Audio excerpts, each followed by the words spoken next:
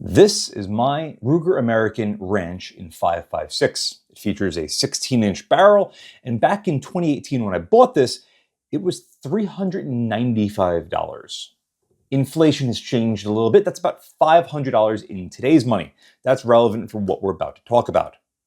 This rifle has been bulletproof reliable for me. I have at least 4,000 rounds through the tube on this thing, and it has never failed me, not a single time. There were a couple things about it that I didn't particularly like, which I did end up changing. The magazine release is definitely the first thing that I changed, and it is one of the more important things, followed closely by the grip angle. The grip I ended up changing with a two-part epoxy and molding it to fit my hand a little bit better. The hockey grip tape, of course, is there for just that little extra added grip. The cheek riser on the back is just a standard cheap Hornady cheek riser. It works great, and it really helps add to the overall comfort and usability of this firearm, as does the 2A T3 compensator on the front, a Wilderness tactical sling, typically a Harris bipod, and then a myriad of different optics that I've put on this thing over the years. The only reason why I've changed the optics is because I've changed my overall concepts with this rifle many, many times over. And every single time that I've changed it, it just seems to work really well in that environment. It really is a jack-of-all-trades bolt gun. When Ruger announced that they were introducing the Gen 2 variant of this rifle, my friend bought it almost immediately because he liked the fact that it would take AR-15 magazines like mine, but he really wanted to go with a Gen 2 for its added features. Well, we're going to be talking about that, as well as taking a much closer look at this rifle and comparing it directly to the Gen 1 right now. My Gen 1 video a couple of years ago now, has actually gotten a couple 100,000 views, which is very unusual because all I did was talk about it on a tabletop. That's all I really did. But I guess a lot of people understand that this is a very inexpensive but very capable gun. A lot of people have taken these rifles out to extreme distances, whether it's this, the Ranch model, or the Predator model, which I believe has a 22-inch barrel, both on the Gen 1 and the Gen 2. I successfully took this rifle out to 600 yards at Tommy Gun Warehouse in Greeley, Pennsylvania, where they have a 600-yard range, and at that 600-yard distance, they have a 1-inch little gong on a giant piece of rubber. It took me 10 shots, but I was able to hit that gong with this gun with 77 grain OTMs in 10 shots. Bit of luck, but the gun is very consistent and very reliable, and also very accurate. So it's a good combination to make this gun be very capable. I've stripped this gun of every accessory with the exception of the compensator and of course my grip, because the grip is molded to it and permanently affixed. So yes, this is as stock as it can be with the exception of that and the magazine release. We'll be putting that off to the side for right now and going over and seeing what the Gen 2 is all about. There are a couple of key differences, most notably starting at the rear of the stock. We have an extension back here for your length of pull and an adjustable cheek height piece, which is very nice. And they also angled our swing swivel stud. So this way you have a little bit less of an angle over here. And it also allows them to be able to put spacers in here quite easily.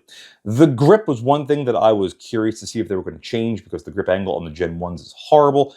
This feels a little bit better, but I honestly can't say for sure because my gun has a giant piece of polymer sticking off the front of it. Continuing down with the stock, the trigger is basically the same as is the trigger guard, as is the stupid magazine release, which is still obscured by the top part of the stock. Very easy to adjust this. You literally pull this out with 2 screws, take a razor blade to this, and now you have full access to the magazine release, which is much better. But go out there, ladies and gentlemen, if you're really serious about buying one of these rifles, and go buy an extended magazine release. This one's by Odinworks. It's the exact same one that I have on my gun, and it really does allow your finger to fall perfectly in hand.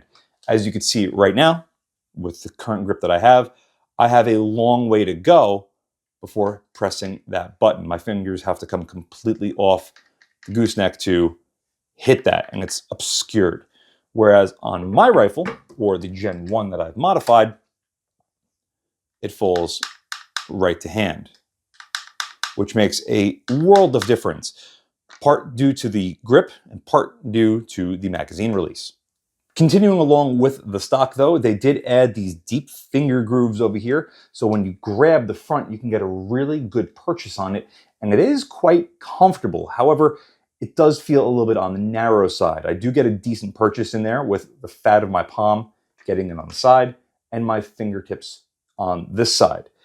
It feels decent, but again, if it was just a little bit thicker, at least for my hands, I have fairly large hands, it would feel a little bit better. But ultimately, it's an improvement over the Gen 1 in my opinion, which is basically just a little bit less grooved.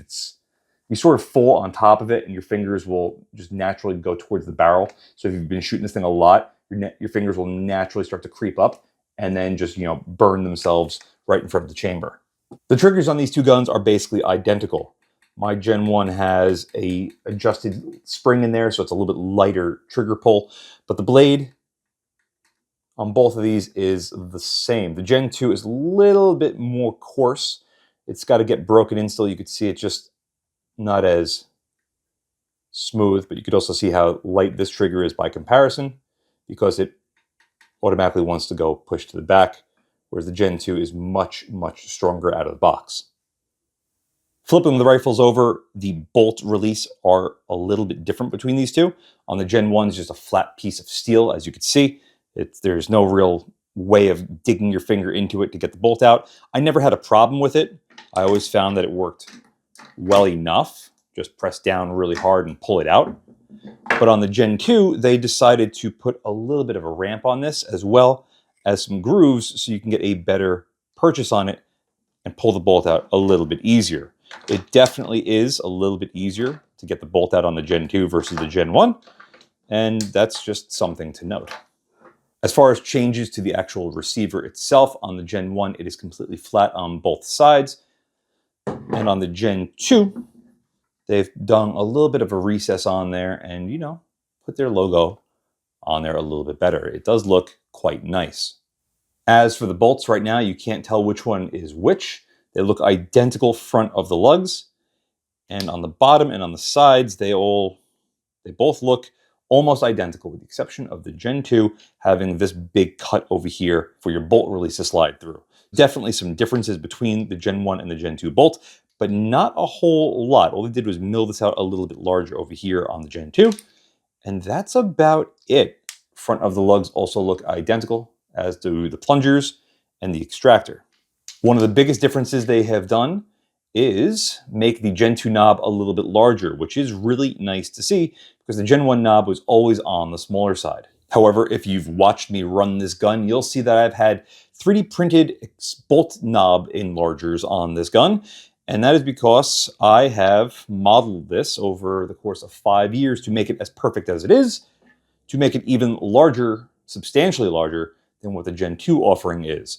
I do plan on producing these and selling them, so if you're in the market for one of these for the Gen 1, expect to see that probably go on my Instagram channel probably relatively soon. And don't worry, I'm working on one for the Gen 2s. Nevertheless, it's going to be a fairly inexpensive part that really changes the dynamic of both of these guns to be much, much better. With that product placement out of the way, it's time to see how much slop we have on the bolts inside the receivers. And you can see the Gen 1 is very sloppy. There's a lot of play in this. I'm talking about all the way back here at the end, about 1/4 of an inch if I had to guess. It does get better the farther in you go. You could see where most of the play is. It's actually just on the multiple cuts on the bottom of the bolt, which is designed to clear the magazine on the AR-15 magazines or the Stanig magazines. And as you go closer and closer, it does get better and better, and the lockup is usually nice and tight. But that is inherently designed with how much material has been removed off of the bottom of the bolt. And as you can see, the Gen 2 is exactly the same. I thought my Gen 1, being a very early production model, I bought that only a few months, I think, after they came out to market. I thought maybe that mixed in with how many rounds I had through it was part of the equation as why it was so sloppy. But no, it's just the cuts that they have on the bolt to clear the magazine. So par for the course on that. But again, just like the Gen 1, this thing locks up nice and tight. The last difference between these two guns is going to be the barrel. You can see that there's spirofluting, which is opposite of the internal rifling of the barrel, but the spiral flute on the Gen 2 is a nice touch. I'm not the biggest fan of spiral fluting. I prefer straight fluting, but fluting in general is a good way of weight reduction. And I believe there's about a pound or so difference between these two rifles. At least it certainly feels lighter in hand, meaning the Gen 2 over the Gen 1, which is always nice to see. You could also see on the forend grip with these two stocks that the Gen 2 is much thicker than the Gen 1, and that also seems to feel a little bit more rigid. You can see I'm just holding it at the back of the receiver and I'm twisting in opposite directions. You can see how much wiggle there is. Whoa, I'm gonna break something. Contrast that with the Gen 2. It is much, much harder to turn this thing or try to rotate it. It's a vast improvement. So because I don't know about YouTube's policy anymore, I'm not gonna show you putting these parts back and forth. I just gotta leave everything apart and hopefully not have this video get flagged. As far as what we see with the Gen 1 trigger, it's very simple. Single position safety, well, two position safety, I should say. On top, large, big throw. As far as the safety on the Gen 2, they have changed it to be a three position safety. What that means is you have your fire position, your one safe position, and your two safe position. What does that really equate to? Well, fire is obviously fire. Safe one, you could still rack the bolt, but not fire the gun. And safety two, it locks the bolt. This is great for hunters out there that want to leave one in the chamber and put their gun on safe and not have to worry about going through the brush and have something doing that and taking the gun out of battery, maybe spilling a round out, maybe getting crud caught inside the action. Really nice to see. I'm a big fan of that. As far as the safety throw, it feels much better on the Gen 2 as opposed to Gen 1. You can see there's a little ball bearing detent in there. It's a little bit different trigger design, but it looks like the footprint is the same. I don't know if you could take one trigger and swap it out to the other, and nor am I going to try that. But if I had to hazard a guess, I would say that they are interchangeable. But I'll let you decide on that one. As far as the rest of the action, you can see on the Gen 1 versus the Gen 2, the bottoms are basically the same. There are the exact same mounting points for the two action screws, as well as the flat spots that go onto the metal blocks in both of these stocks. Let me pull both of these out before I lose something. Also, for anyone curious, these look to be exactly the same. So that means that these two stocks might be exactly the same. Starting at the back, you can see the channels look identical. The pockets for the trigger look identical. The mounting blocks look identical. And look at that. Even the honeycomb in the front is identical. The only difference is that makes this more rigid is this section being a little bit thicker, but not by a whole lot. I don't know if it's the exact same materials that they used on both of these stocks, but there are very few changes on the inside of these stocks. So there you have it. If you want to take the Gen 2 stock and throw it on your Gen 1, can you?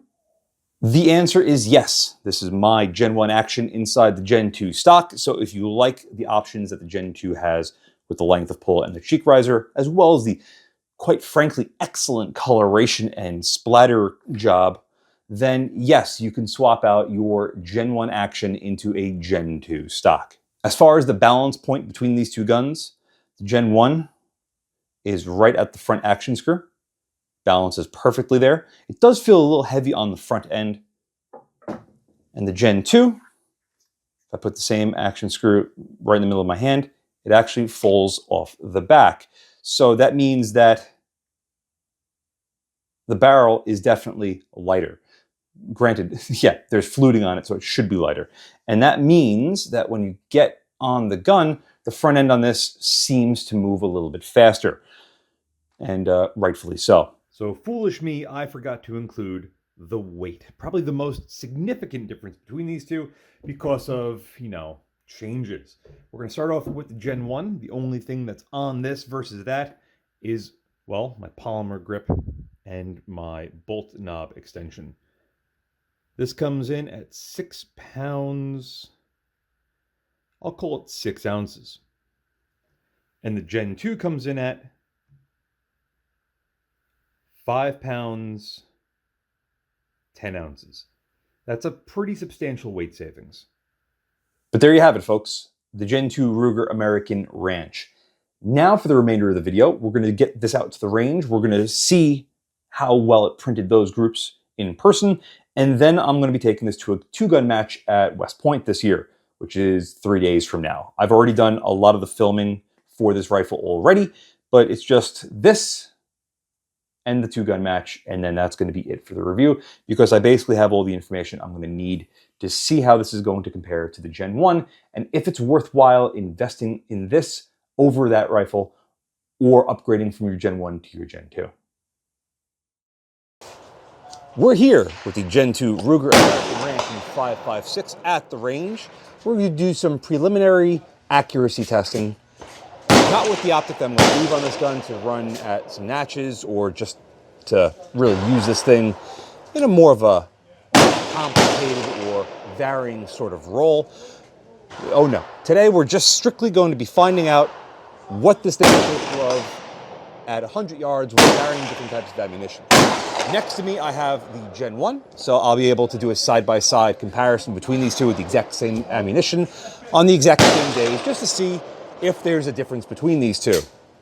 I have 4, maybe 5,000 rounds to this gun, so that could absolutely cause havoc to its accuracy, but I haven't really noticed any loss since buying this thing a few years ago. But this thing still only has about 50 rounds through it, so I'll be interested to see if it improves or gets worse over time. As far as the optic I'm going to use for both of these guns today, it's going to be something a little bit special. The brand new Gen 2 SWFA 10X rear focus. This scope was just sent in to me by SWFA. By the way, it's Halloween. It's October 31st. I don't know when this video is gonna drop, but they sent this in for me to test it and have a review out hopefully before Black Friday, which is when they plan on marketing these things, or at least putting them out to the public. So yeah, pretty sweet setup on that. But yeah, this is it. The mount's a little bit higher than what I'd normally like, but I got these Scouts at a pretty decent price, so I will deal with a slightly awkward cheek weld for the remainder of this day. As far as the ammunition that's on the table, we have regular M855 garbage, ADI F1, which is basically the equivalent, but very high quality, PMC X-Tac, this is M193. I've had very good luck with this in that rifle. Then AAC 77 grain OTMs, which are also very, very good. And lastly, my last 10 rounds of ADI 69 grain magnificent ammunition. So unfortunately, I only have 5 rounds per rifle, but that's, it's better than nothing. I'm going to do 5-round groups with all of these different ammunitions downrange and compare and contrast. So without further ado, let's confirm this thing is mostly zeroed and see how it shoots. All right, I got a decent enough zero that I should be good enough on paper at 100 yards. I'm shooting this no-name brand. I mean, it looks really nice, but I believe it's just M855, and we'll see how this thing shoots. Got 5 rounds. I'm going to shoot this as steady as I can, and we'll go from there. We're grouping it tight.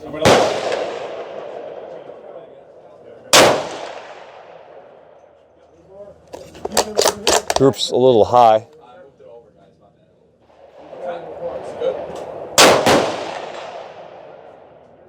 Yeah, I see it. I can make a correction, but I can still see the shots.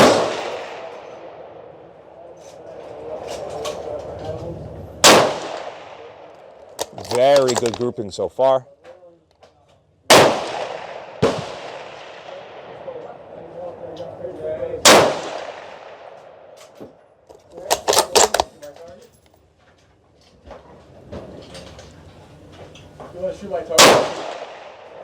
All right, 5 rounds through the gun. Oh gosh, I hate you Ruger for not fixing this issue. I adjusted my zero for this ammunition. I was able to print, I'd say probably about an 1.5 inch group with this regular M855. Perfectly fine. The radial brake that comes on this gun works extremely well. It definitely calms the gun down. Not that this is a very hard recoiling gun to begin with, but it definitely does not have any sort of kick, which is nice to see. The trigger still has a little bit of, I'll say, grit to it, but yeah, I know it'll work itself out because my gun is basically the exact same, but it is something that you will note. The blade just sticks a little bit. So if that doesn't work itself out in a couple hundred rounds, maybe I'll pull it apart and try to clean it. We'll see. Next up is going to be the ADI 62 grain F1, and let's put 5 on paper.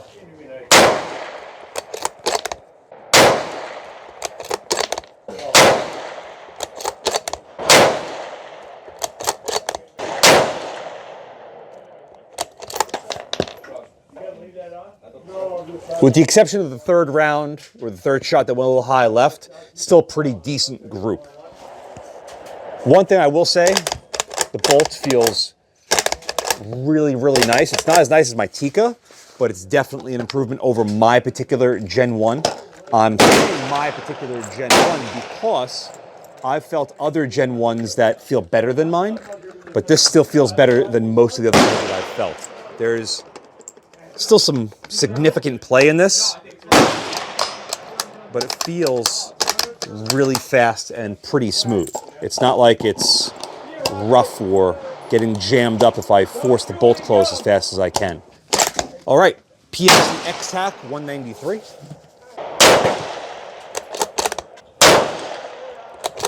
Down.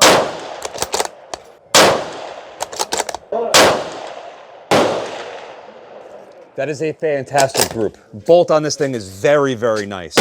That's probably just over an inch, I would say, which I am very pleased with given that ammunition's performance and capacity. And that is something that I have actually considered standardizing on. Next up is the AAC 77 grain OTMs. Definitely chambering the round is a little bit harder than the PMC.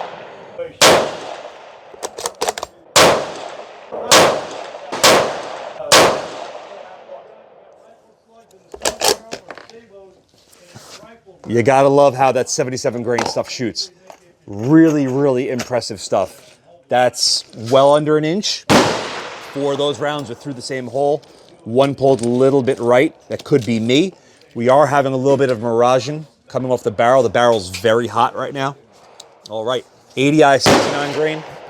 I've had very good luck with this in the past. I'm gonna aim for the center target. Actually, no, I'm gonna aim for the far left target.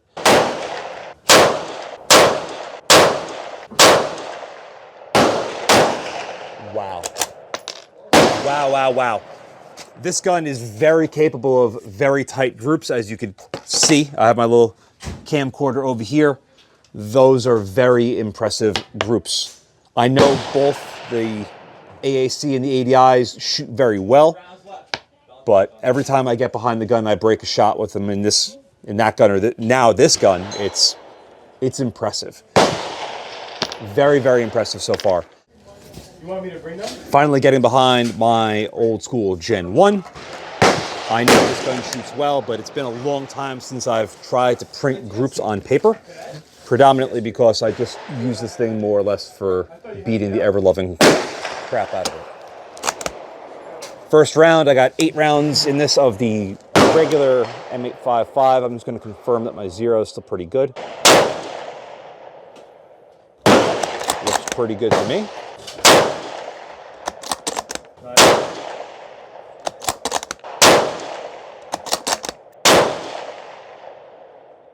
Should be right there. A little bit worse with this gun than what it was on the Gen 2. But let's see if that is consistent with the rest of the ammunition. Got the ADI F1 loaded up, 5 rounds.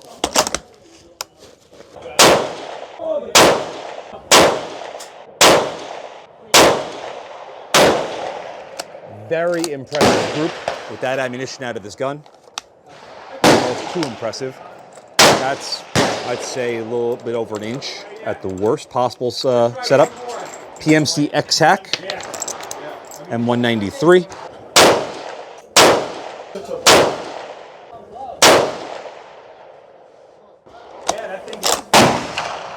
So, I didn't know where that group was going. I had an idea, but it wasn't until the 5th and final round that I saw that I pulled the shot slightly, because 4 rounds went to the exact same hole at 100 yards with the PMC X-Tac 193. That's absurd. Yeah, absurd is a good word to describe what I just experienced. AAC 77 grain.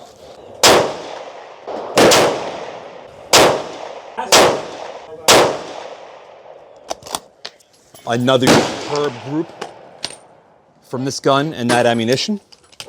Last but not least is going to be the ADI 69 grain. This stuff used to be so inexpensive, and then COVID happened, and then its availability went out the window. The 55 grain Blitz Kings were also probably I actually think I preferred them over this. They were so fast, so loud, but so flat shooting. But these were always a little bit better grouping.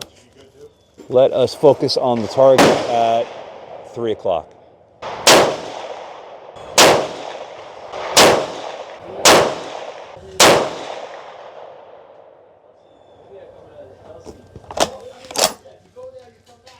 There you have it, folks.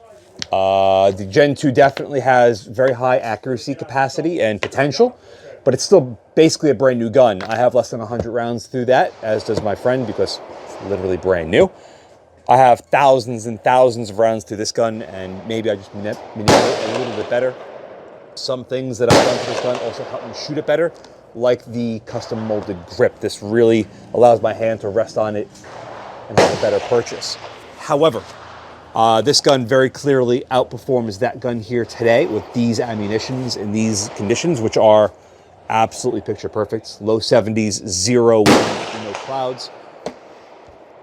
But this gun still, at least in this scenario, with that gun being as new as it is, outperforms it by a fair margin.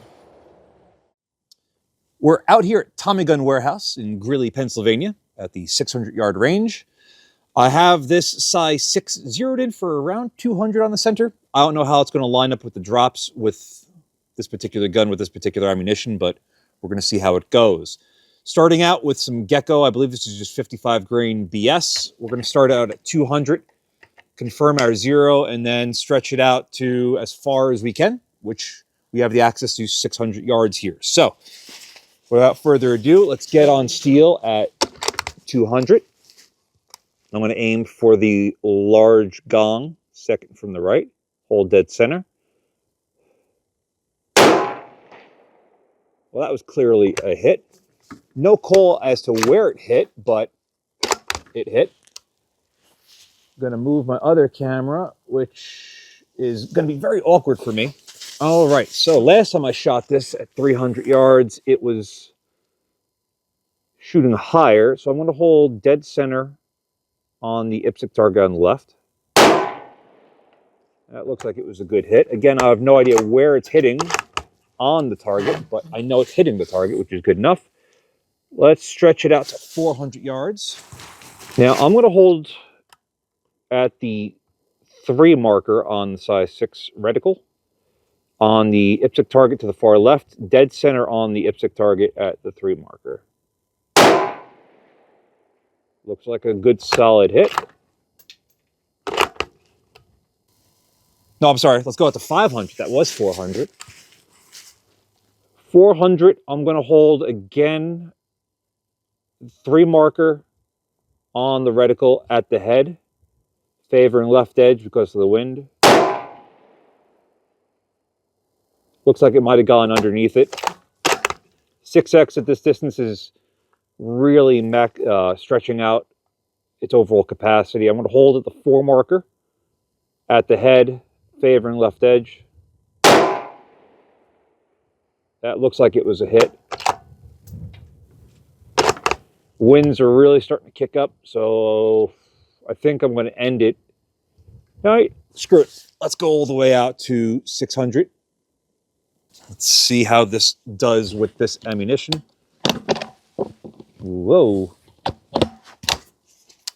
Again, this is just like Gecko 55 grain, whatever. Center IPSC target. I want to hold at the 5 marker, left edge at the head.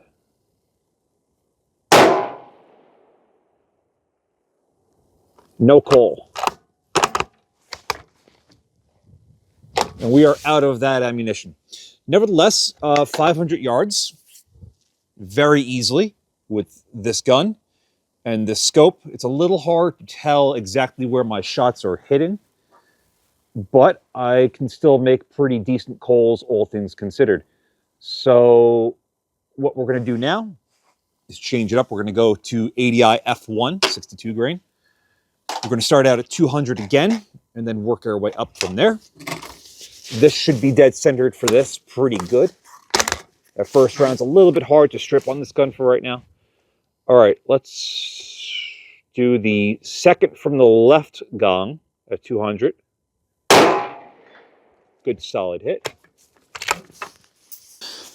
All right, at 300, we're going to hold top edge of the gong on the right. Good solid hit. So with this 200 yard zero, I don't have to use the third or the number 3 line on the reticle, which I'm assuming is just because I have a 0 that isn't ideal. I'm sorry that this is coming out a little wonky. Pushing it back to 400. I'm going to hold on the 3 line on the IPSC target on the left around the head. Wind is calm. Good solid hit. 500 yards. I'm going to hold on the 4 line. Looks like winds have shifted right to left a little bit. I'm going to hold right edge at the 4 line at the head. That looks like it was a good solid hit. Let's send one more. Good solid hit. Excellent contact. All right. Let's push this out to 600. Going to hold at the 5 line. Winds are still right to left. I'm going to hold right edge at the head on the 5. No coal. Again, we're at the maximum limit for the magnification. I can see the spot. I can see the targets very easily. But seeing the splash, this is when you want just a little bit more magnification. 5 line. I want to go with the gong to the right. Hold at the 5. Winds are pushing straight. Bang. Good solid hit. So, 600 yards. Very easy. 5 line. Same target. Hit. Let's go for the smaller plate, far left.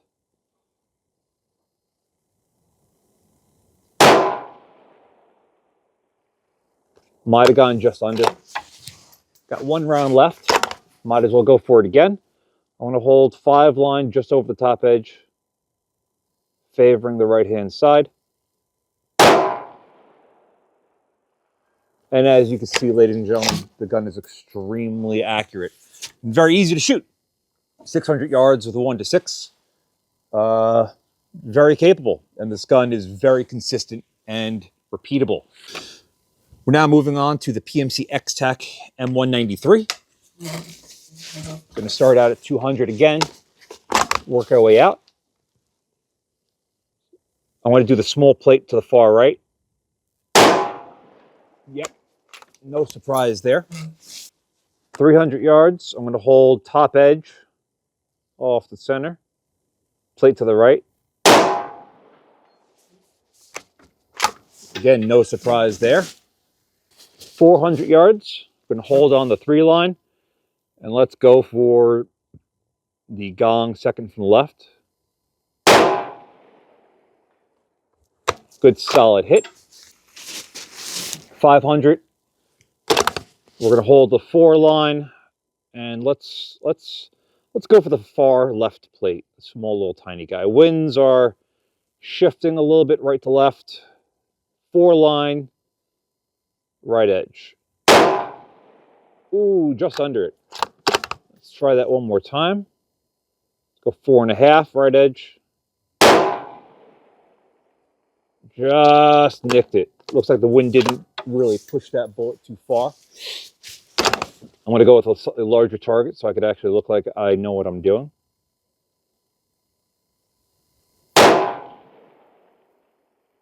Huh. Very peculiar.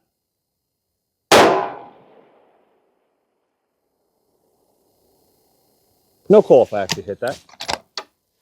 Funny how one ammunition works so much better than another. But this is 55 versus 62, so it's definitely playing a little bit of a disadvantage to the wind.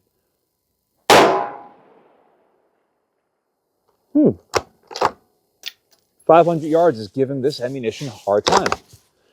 But we know from a fact that it was grouping really good at 100 yards. Wind is dying down. Can't tell if that was a hit or not. If it is hitting, the plates aren't really moving. I am going to push it out to 600 because I can spot shots on the berm easier. 1 shot left of the PMC X-Tac M193. 600 yards. I'm going to hold 5.5 on the, do the gong, the big gong to the right. 5.5. 5 to the top edge. Wind's blowing left to right. Oh, just under it. But I was able to spot the shot. That's why I moved to 6 from 500 because the berm is easier to spot at 600 yards here. Last ammunition we're going to play around with today is the AAC 77 grain OTMs. This should be pretty good at 200, but I'll be curious to see how the drops look. There we go. These are really hard to strip off. Gun's still very fresh, but let's go small gong all the way to the right at 200. Nice solid hit. Gong at 300, top edge. Good solid hit. 77s really hit hard. 400. We're going to hold number 3 line on the second to the left target or the gong. Excellent, good solid hit. 500 yards. We're going to hold 4 line at the silhouette top head. Yeah, wind's good. Just underneath, it looked like. That was 4. Let's bring it up to 5 on the head. Good solid hit. Let's send it. Let's send one more on one of these smaller plates. Wind is right to left.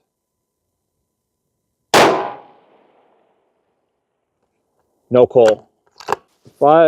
600 yards. We're going to hold on the 6 line at the full-size silhouette. Wind is calm in the middle, but right to left down there. So we're going to hold just favoring right edge at the 6 line.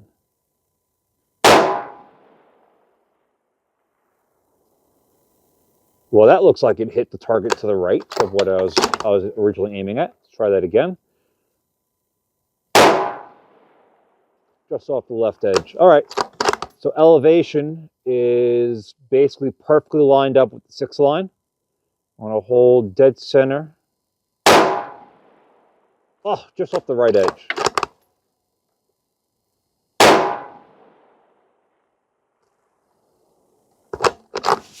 I said that last one a little bit too quick. But you know what? I got more of that ammunition. Alrighty, let's get back on 600. Got a full mag. Let's hold the 6 line at the full-size IPSC. Wind is calm. That was a good solid hit. 6 line at the gong to the right. Wind is calm. Fucking good solid hit. Small gong, far left, 6 line, left edge. Oh, just over it, but I'm able to spot it. The glass on this is very good. Smack. Last year I came here with my Gen 1 and I was able to hit the 1-inch gong out there in 10 rounds with the Optica 6.3 to 18 by 50 on top. Ruger American rifles really shoot insanely good for what they are. The bolt on this still needs to be worked in a little bit, same with the trigger, but out of the box accuracy out to 600 yards, no problems. Again, this is only with a 1 to 6 on top. I'm making consistent, reliable hits out to 600 yards. Ammunition, of course, depending. Variables, today it's very cold, very windy, and it's getting very dark. Optics, brightness, no real issues to speak of. However, at 6x, it is a little bit finicky with the eye box. It's a little bit on the tighter side, but that's just the inherent nature of first focal plane LPVOs. 6 line, small gong to the left edge.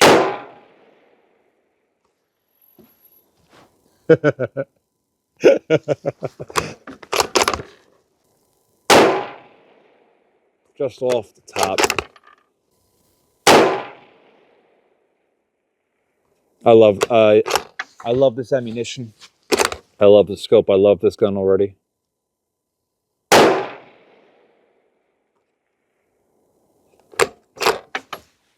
Got 2 more, I think.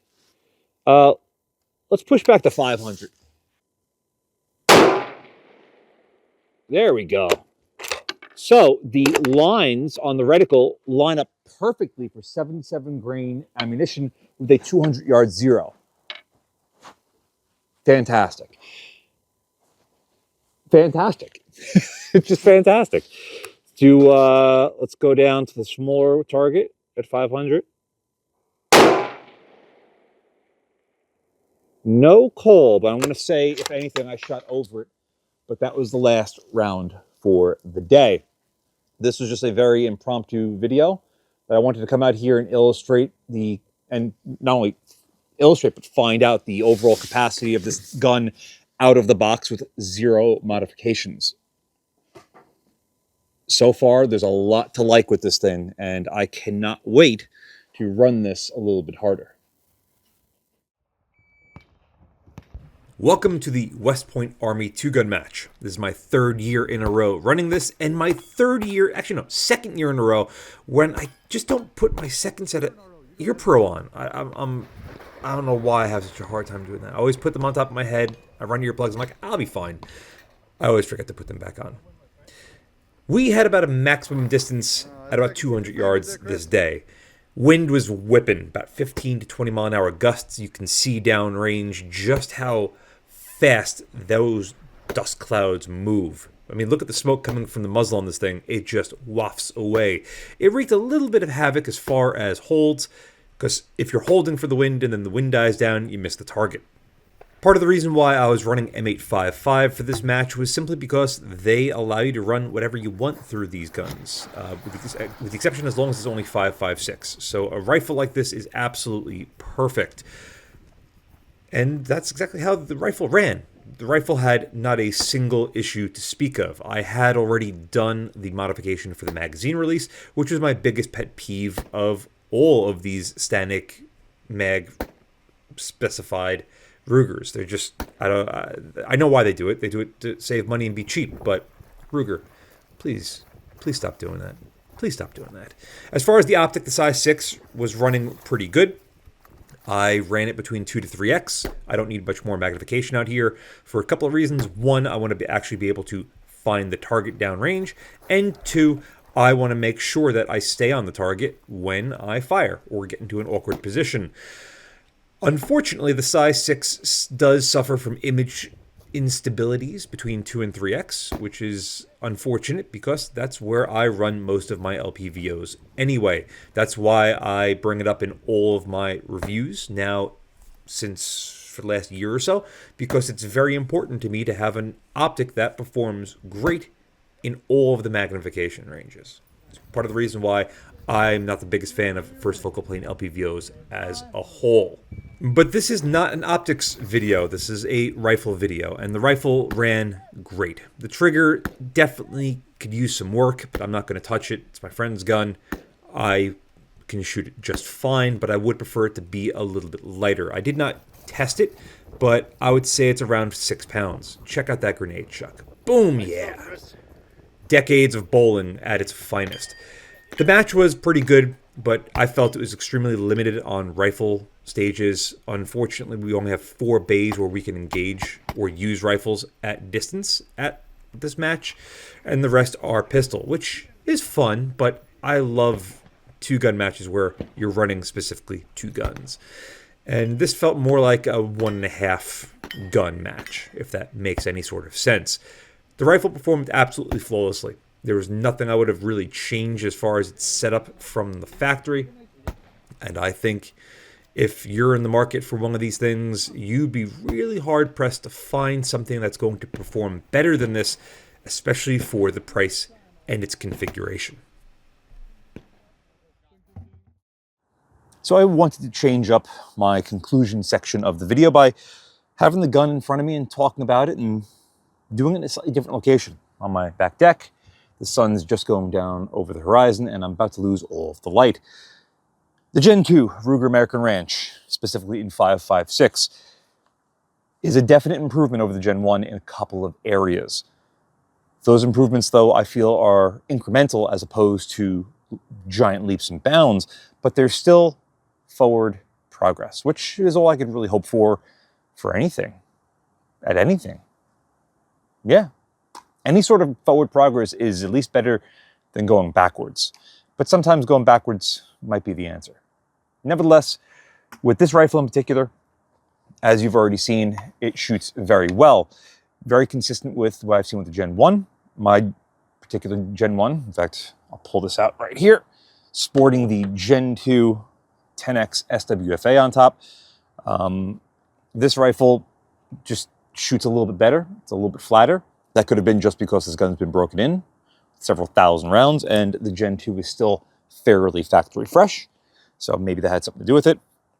At the match, no issues whatsoever. The size 6, I feel, is a very nice complement to this rifle. I would really need to figure out the proper zero for this setup with M855 like I was shooting. It was fine for the 200 or so yards that we shot out to, but to really utilize the BDC in this scope, it would be ideal to spend a day or two just confirming zero and running ballistic calculations. But I do think that this is a very nice package overall. Very handy, very light, and very capable. Many of you aren't going to want to spend 3 times the price of the rifle on a scope, so this is not going to be for everybody.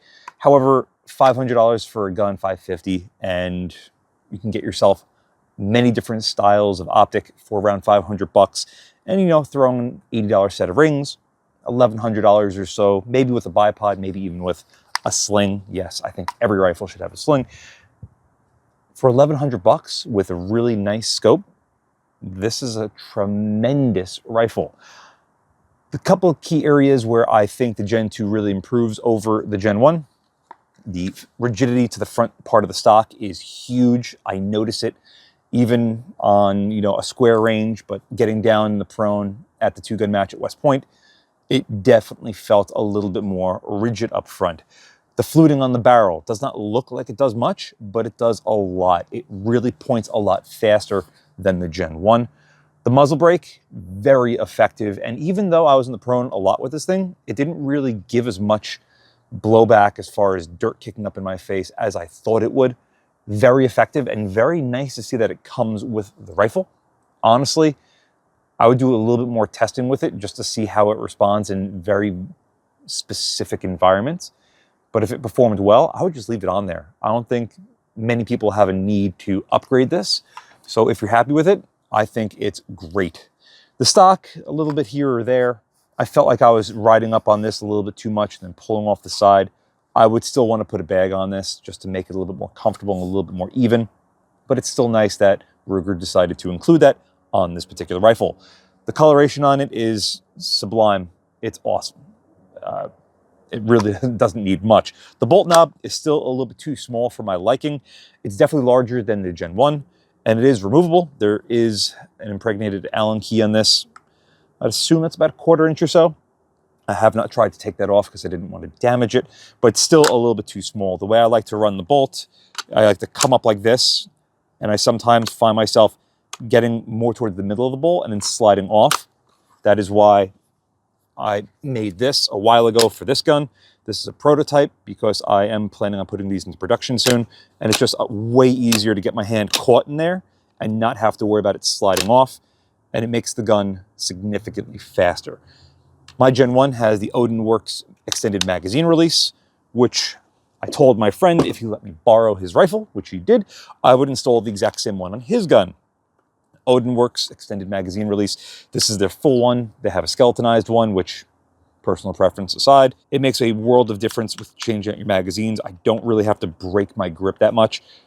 The grip angle on this is still a little bit too shallow for me. I want it to come out a little bit deeper, but this makes a world of difference. I could not show you this in the video about how to do this because YouTube would strike this video and my channel.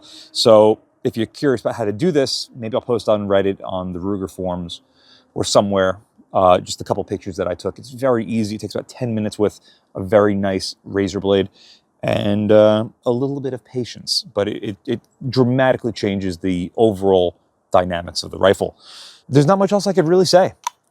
Would I invest in one of these over my Gen 1? Not yet.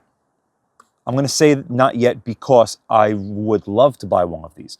I do think that the improvements are noticeable and very nice, but I already have my rifle and I paid $300 and something for it, and it still shoots way too good for what it is and how many rounds it has.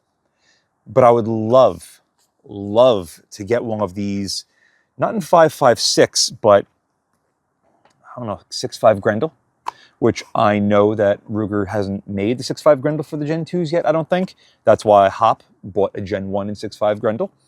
And I think that would make an amazing intermediate rifle. Throw a 2-10 or 2-12 on that, and it would just be unbelievably good. But this truly is a very good rifle. As is in its current form, you already know exactly what I would change. I've already started changing it. But if you're in the market for a very lightweight, fairly well-built, fairly accurate, and very customizable rifle, look no further than the Gen 2 Ruger American. I really do like this thing a lot, and if my gun didn't shoot as good as it does, or if it gets destroyed, I would have no qualms jumping into one of these. So with that, a huge thank you to my friend for letting me borrow this for the last couple of weeks and running it. I have a couple hundred rounds through it, not a single issue or hiccup, running every different type of magazine that I have, no issues whatsoever. I really do think it's a nice setup, and I think if you're in the market for one of these, you'll be very happy with your purchase. So, thank you all very much for watching. As always, I'll see you again next time. And a huge thank you to my Patreon providers and my Subscribe Star subscribers. Without you, this truly wouldn't be possible. If you'd like to support my channel but don't want to join either of those, I completely understand. But you could still help by using my affiliate links in the description below, and or like, share, and subscribe as always. Again, thank you very much.